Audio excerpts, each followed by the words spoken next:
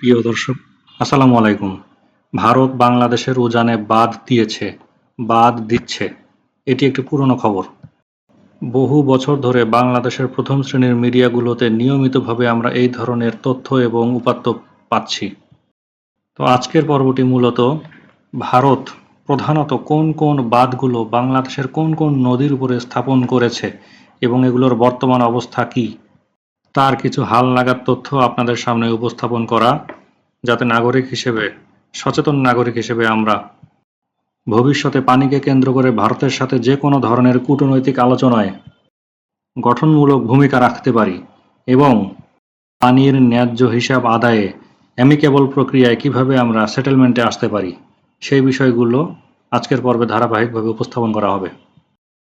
ভারত বাংলাদেশ সীমান্তে উজানে বহু বাঁধ এবং ব্যারেজ নির্মাণ করেছে, যার মধ্যে সবথেকে আলোচিত হল গঙ্গার উপর ফারাক্কা ব্যারেজ। এছাড়া ব্রহ্মপুত্র, বরাক, মুহুরী, পিয়াই এবং খোয়াই নদীর উপরেও বিভিন্ন বাঁধ এবং ব্যারেজ রয়েছে। মোটামুটি ৫৪টি আন্তঃসীমান্ত নদীর মধ্যে কয়েক ডজন নদীতে ভারত পানি নিয়ন্ত্রণের জন্য কাঠামো তৈরি করেছে। ফারাক্কা ব্যারেজ, এটি ১৯৭৫ সালে চালু হয়। বাংলাদেশের দক্ষিণ পশ্চিমাঞ্চলে পানির প্রবাহ কমিয়ে দেয়, ফলে শুষ্ক মৌসুমে পানির সংকট দেখা দেয়।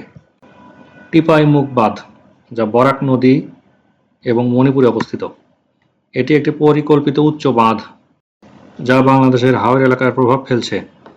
এ নিয়েও দীর্ঘদিন ধরে বিতর্ক চলছে। ব্রহ্মপুত্র নদীর বাঁধসমূহ, ভারত ব্রহ্মপুত্রের উজানে একাধিক প্রকল্প নিয়েছে। ব্রহ্মপুত্র বাংলাদেশের শুষ্ক মৌসুমে প্রায় ৭০% পানি সরবরাহ করে, তাই এইসব বাঁধ বাংলাদেশের কৃষি এবং জীবিকার জন্য বড় ঝুঁকি।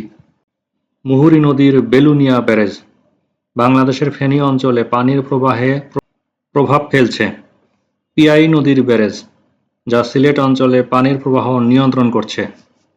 খোয়াই নদীর সিটি ডিফেন্স বাঁধ, বাংলাদেশের হবিগঞ্জ অঞ্চলে পানির প্রবাহে প্রভাব ফেলছে।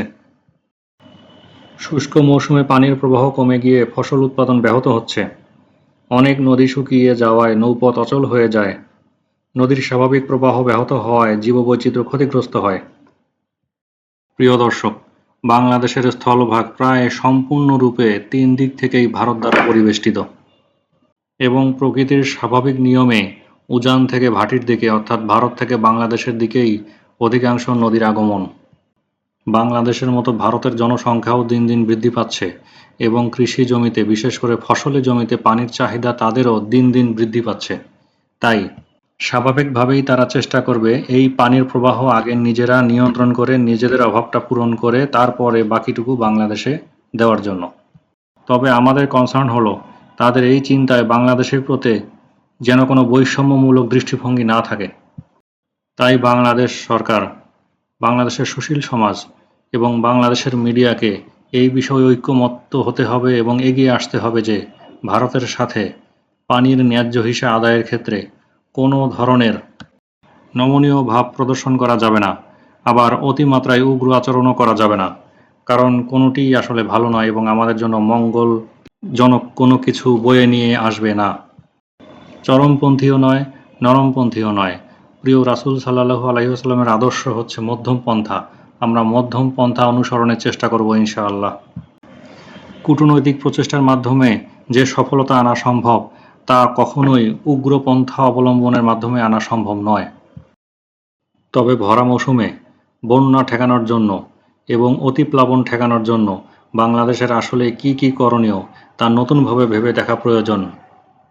বাংলাদেশের তরুণ প্রজন্মকে এগিয়ে আসতে হবে এই বিষয়গুলোতে কথা বলার জন্য, গঠনমূলক সমালোচনা এবং চিন্তা ভাবনার জন্য। তারা বাংলাদেশের প্রকৌশল সেক্টরকেও নেতৃত্ব দিবে। বাংলাদেশের রাজনীতিতে তারা যেভাবে এগিয়ে এসেছে, ঠিক একইভাবে আর্থসামাজিক প্রেক্ষাপট এবং অর্থনীতির ক্ষেত্রেও তাদেরকে এগিয়ে আসতে হবে এবং সম্মুখ সারিতে থেকে রাষ্ট্র গঠনে ভূমিকা পালন করতে হবে। বিশেষ করে প্রকৌশল খাতে তরুণ সমাজের অবদান অত্যন্ত প্রয়োজনীয়।